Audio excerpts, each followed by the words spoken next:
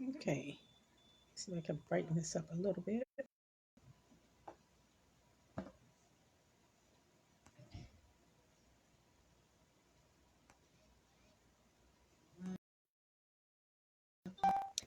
Okay, here we go.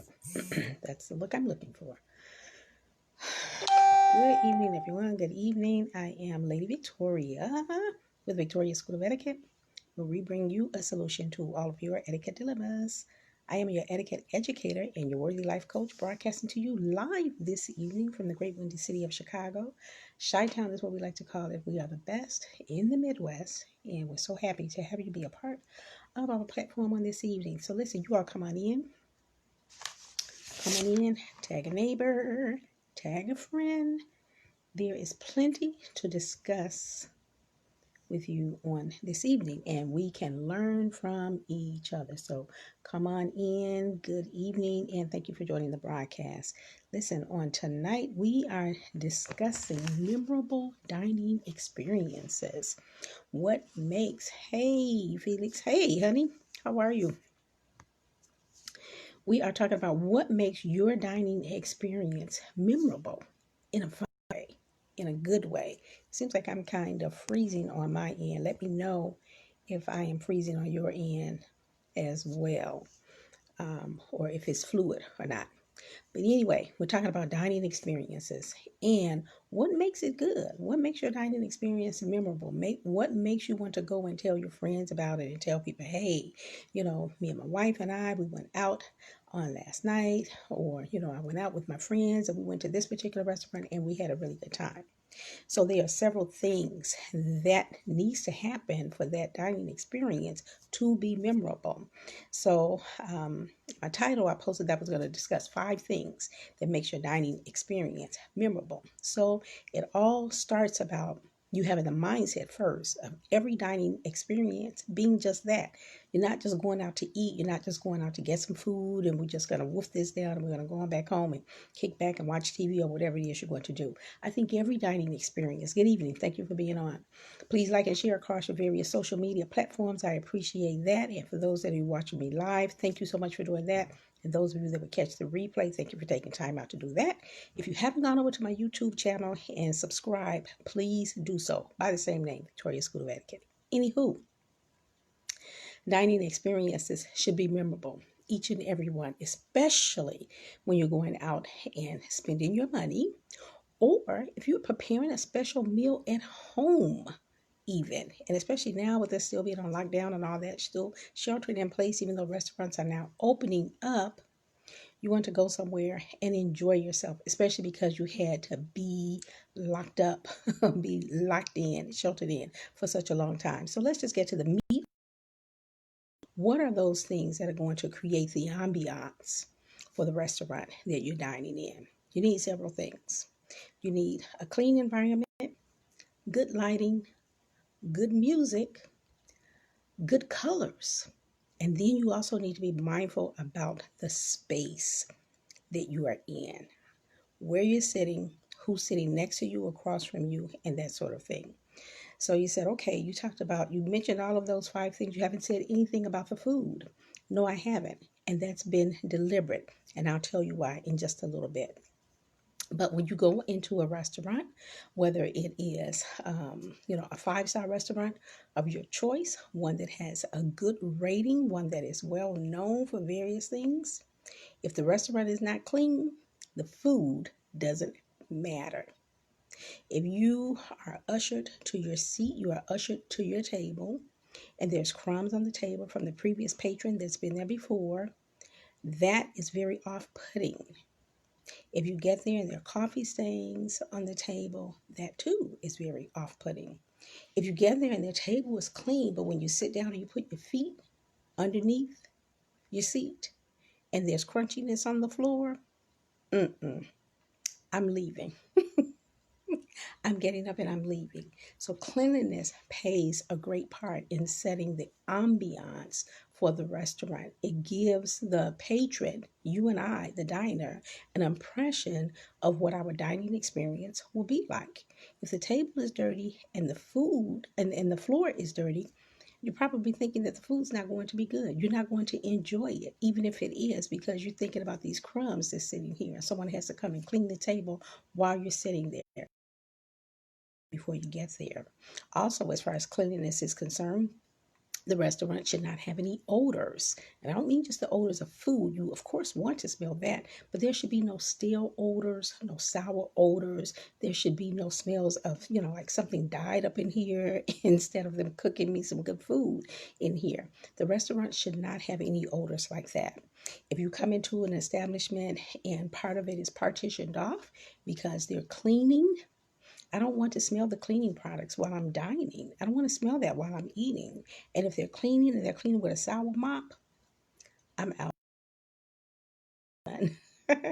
I'm not going to stay. So cleanliness plays a big part in setting the ambiance and the tone. It's usually one of the first things that you're going to notice when you come into the establishment.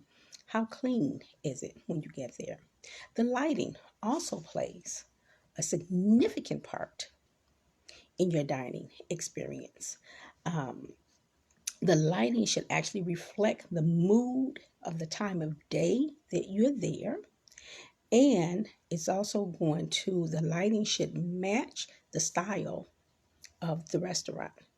So if I go into a Mexican restaurant, I don't want to hear African drums playing in a Mexican restaurant. The two don't go together. You see what I mean? So, but if I go in there and I hear some salsa music, then that's going to be different. That's setting to help to set the tone of the establishment that you are dining in. And also the lights need to reflect the time of day. So of course during the daytime you're going to have the lights full on until the dinner shift arrives. And that's usually about 5 o'clock in restaurant time. So at that time the lights are going to be dimmed down to reflect a quiet and an ambiance of solitude when you come there. So, those are two things that you have to be concerned about.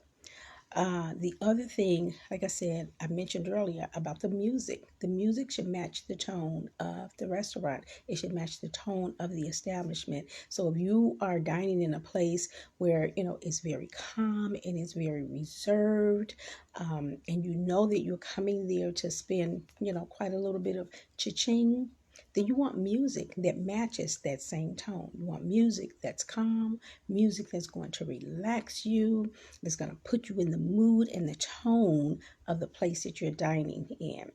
I'm going to jump back to lighting for just a moment. You can come in and dine in the evening, but also sometimes instead of them having natural lights, what about candlelight? Now, the thing about candles is candles should only be lit when they're actually going to be used. So you're not lighting the candles and just having them burning, throughout the entire meal. You typically don't light candles during the daytime. You don't light the candles to give it a certain tone or anything like that. You don't light candles where people are not dining. But sometimes people will have candles lit at their table. So don't light the candles until your patrons are sitting down. When they're sitting down and they're ready to eat, they're ready to be serviced, be lit then. But we're not lighting candles just to bring a certain atmosphere. It does all of that on its own when it's done in the right setting. But candlelight is another way to have lighting and to have it be effective and have it create a certain ambiance. So now you have the cleanliness, you have lighting, and you have music. Music should match the tone of the restaurant. It should match the dining experience, right? So the music that you might have playing in the morning at breakfast time is not likely going to be the same music that you have playing at dinner time. That is a different time of day, and so you want your music to match that tone as well. The other thing that plays a great part in ambiance are colors. Colors are very, very important. You have to understand that the colors also is going to match the tone of the restaurant. Now, I always believe that in a kitchen, right, that it should always be bright. So back there, behind the doors where the chefs are, they're preparing their meal, it should be lit and it should be bright back there. Out there where you're dining, it needs again to match the tone of the restaurant. So if you are out, just think of any of your favorite restaurants, okay? Like if you're out and you're dining at the Grand Lux, it shouldn't be real dark and dreary in a place like that. You don't want really dark colors. You typically want to use bright colors that are going to actually have an effect on the appetite of the people, the patrons that are dining there. And so you have to consider that the color scheme also plays a part in your dining experience. So if you come into a place and the walls are black and the walls are purple, that's not going to stimulate your appetite. Colors stimulate your appetite. So warm tones like your oranges, like your yellows, tones and hues of blue, those stimulate actually the appetite to want to eat. And so people that work in the restaurant industry, that work in that field, they realize those things. Management should also be aware of that because that comes into play when they're even designing their restaurant. And oftentimes they will have someone come in, they will have an expert to come in. That's called a food service consultant that will come in. And there's a whole group that's called Food Service Consultants Society International.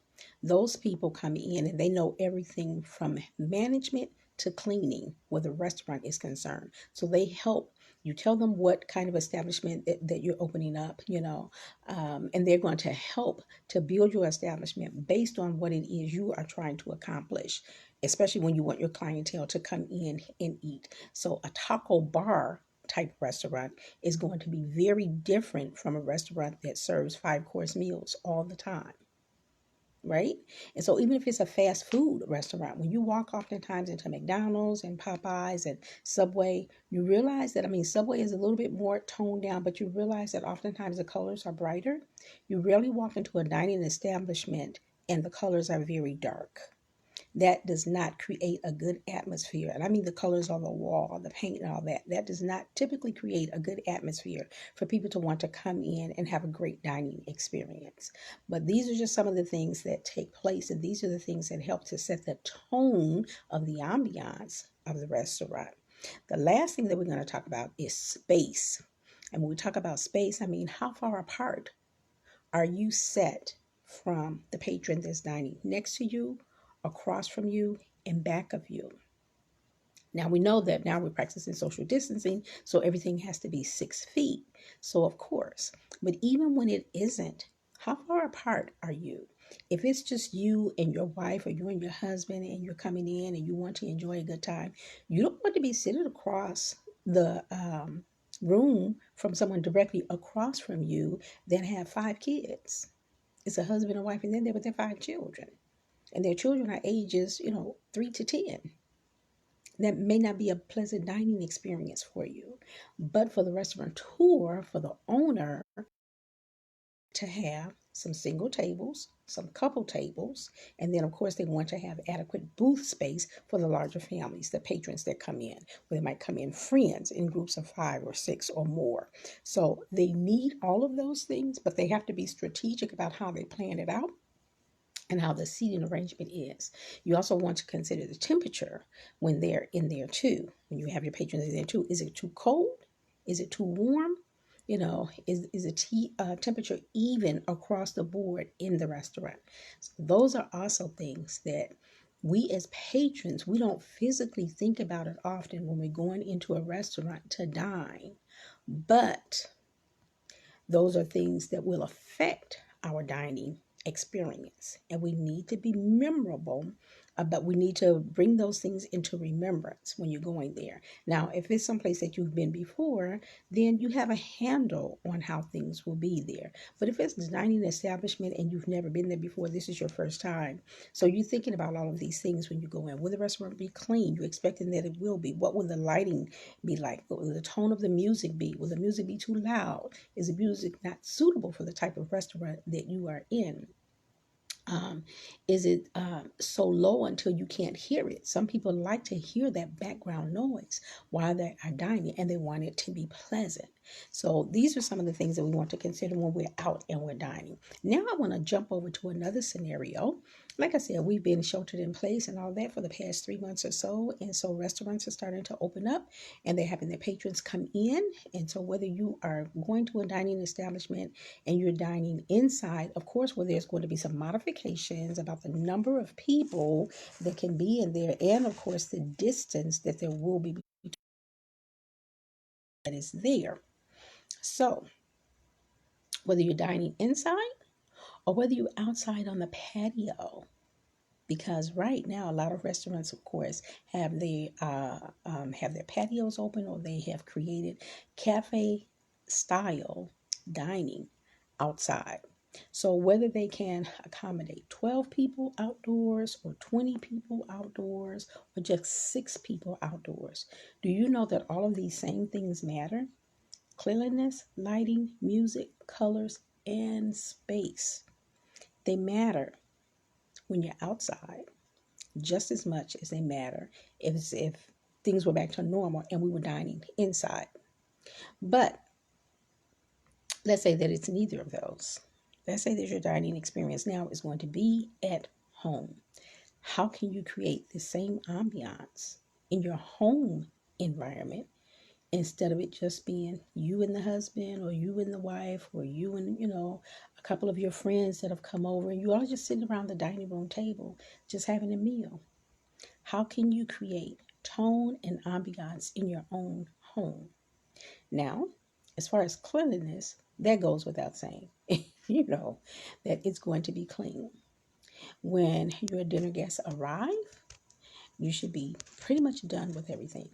You don't want your dinner guests to come in and see you peeling the potatoes or the carrots. They don't want to see you picking through the salad or the food to put all of your ingredients in. They don't want to come in and the kitchen is messy. All of that should be done. And your dinner guests at home should not see that.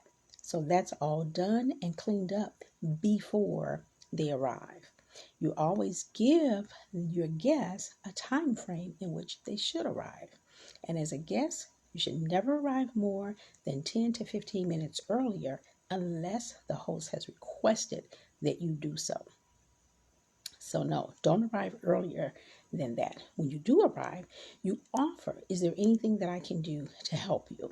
And if they say yes, then do exactly what they ask you to do and nothing more. That is the polite thing to do, right? So you want to create a tone and an ambiance in your home. It's not likely that you're going to repaint the kitchen or the dining area unless you're planning on doing some home remodeling before all of this happened anyway. But it's usually not likely that you're going to do that. But there's a way to create various ambiances and tones in your home if you're going to be having people over. So you can change the pictures on the wall.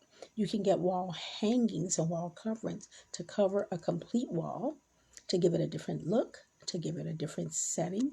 It's a small investment, I think, that people can make to create something new and different in their own home, especially in the times that we are living in now, where we still have to be careful about how much we're venturing out and how often we're going out and how much traffic we're having in and out of your own home. Even if you're not having friends over, like I said, maybe you just want to do something special for your significant other, for your spouse, or for your family. Include the children. And you can create a tone that's going to be conducive to them being on the good behavior and enjoying the meal. So if you can get some wall hangings, do that. If you can change the pictures out, do that. Be selective about the music that you're choosing, that you're picking. If it's a special night, maybe you're celebrating your anniversary at home this year or celebrating a birthday at home this year instead of going out. So how can you create that ambiance at home that's going to trigger good memories for your significant other, for your spouse, for your person that's in your life? So those are some of the things that you can do, some of the same things. You want your environment to be clean. You want to be selective about the lighting. So put dimmers. You can put a dimmer switch on your light switch that's already on the wall so that you can dim the lights. That's another way to do it as well. Again, be selective about the music. What is you trying to accomplish for the entire evening? What is it that you're trying to accomplish for the dining experience and then for the afterwards, the follow up? Okay. If it's a romantic setting, play romantic music. You might not want to play the bump and grind music if it's a romantic setting. You want to play something that's going to be soft, something that's going to be alluring, something that's going to cause them to give you that eye. Like, honey, this food is good, but all this other stuff is going on too. You want to be able to go there. You want to be able to create that memory with your significant other. Then, how should you dress? This is a different thing when you're in your personal setting. How should you dress for the special occasion that you're creating at home? Dress for the occasion. If you would like for it to be an after five event, but you're creating this at home, then yes, come with your suit, come with your tux, come with your dinner jacket. Hey, whatever it takes to create the atmosphere because you're creating memories here. That's what this post is about, creating memories. And so you want to create these memories to make it memorable for your significant other and also for yourself. Because when you go back and you talk about it 3 months after, 6 months after, they may be putting in a special request. Honey, I really enjoyed that dinner that you made. You remember that dinner that you made a few months back? Oh my gosh, the steak was good. And instead of having baked potatoes, you made some garlic mashed potatoes. And what kind of cheese was that you put on top? Oh my gosh, it just melted in my mouth. That was so good. And now you told me you made those biscuits yourself, but I didn't see you. But they were so good. You're creating memories. You're creating memories. So again, dress for the occasion. If it's after five, then tell him, tell her, this is an after five dinner occasion that we're having. Write up a menu card, put it on the table so that they know what they're having. Put the little name card there. It doesn't have to be their name because this is a romantic occasion that you're creating on this evening to my beloved husband, for my beloved wife. This is where you're sitting. Put their name cards there. Light those candles. Get scented ones if you can. Or at the dinner table, you might not want that mixed odor with your food. So then you get regular taper candles that don't have a scent. But if you're creating atmosphere and you're creating ambiance, you might want to have another candle burning back there somewhere, right? On the buffet in the back. And as that scent, that fragrance is wafting through the room, and you got the music playing, and you got the candles going, and you sent the kids away somewhere, you created memories. This is a pleasant and a pleasurable dining experience. When's the last time that your wife has seen you in a dinner jacket? You know, when's the last time she's seen you in a dinner jacket? When's the last time you've seen her in a formal gown? Just for you to dine at home. You're creating ambiance. You're setting the tone for the entire experience. What are you going to serve? You're going to serve something that you're good at preparing or something that you've practiced with and you've made it several times and now you've got it just right.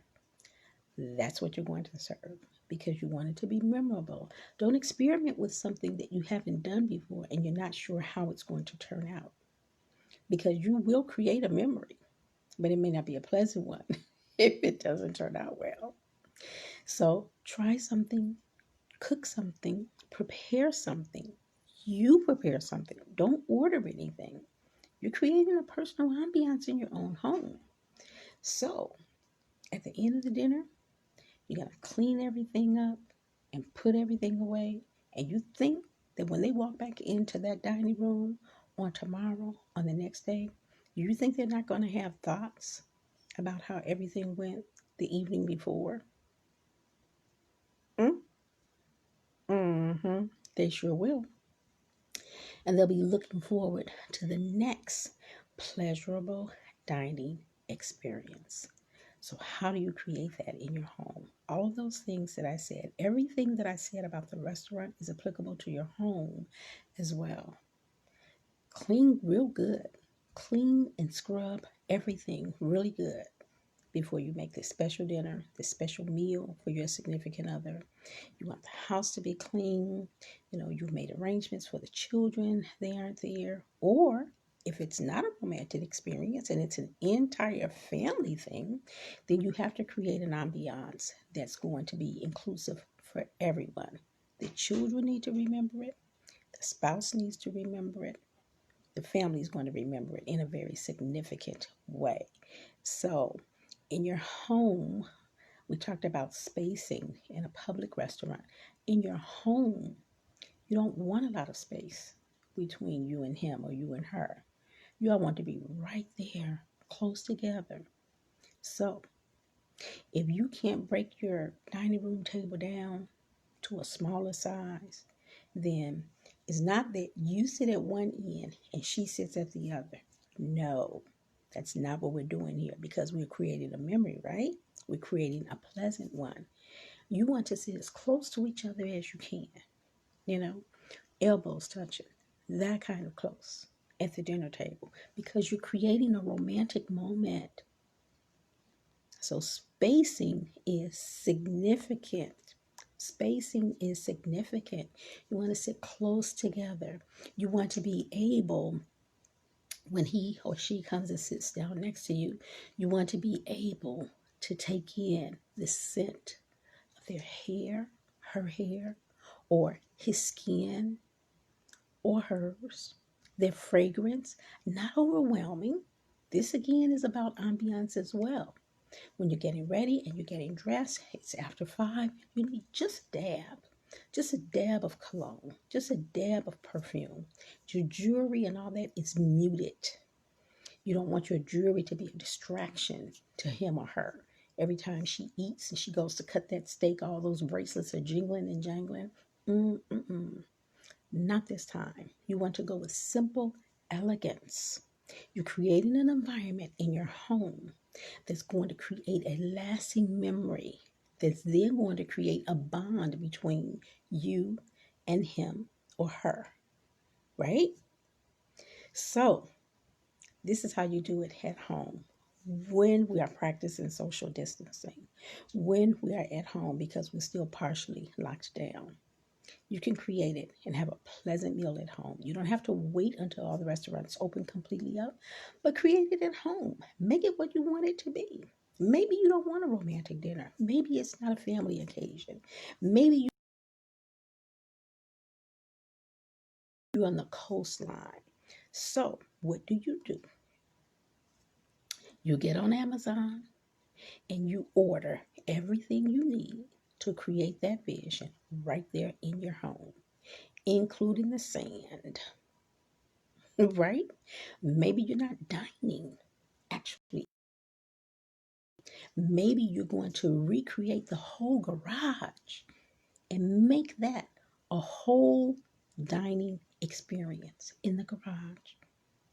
You can order all of the wall hangings that you need. You can order all of the lighting that you need, whatever it is that you need to do to make it special. You want to make it memorable. You want this to be a dining experience like none other. Maybe you're a theme kind of person. Maybe you all are really scaled back. There are no sporting events. Maybe your husband is a sports fan. So, wifey, maybe it's time for you to create that event for him. So, what is he a fan of? Which team is his preference? You know? So, you get all of that. Chicago team. Chicago White Sox. Are you all normally going to, I still call it Comiskey Park. I do not call it Guaranteed Rate Field. Are you still going to Comiskey Park? Or are you going to Wrigley? How do you create that at home? You go on Amazon and you order everything that you need. Amazon, eFavor Mart, wherever you order your stuff from. But you do all of that to create a memorable experience. Maybe you're just having hot dogs and fries, a Chicago hot dog, and a Pepsi to go along with it.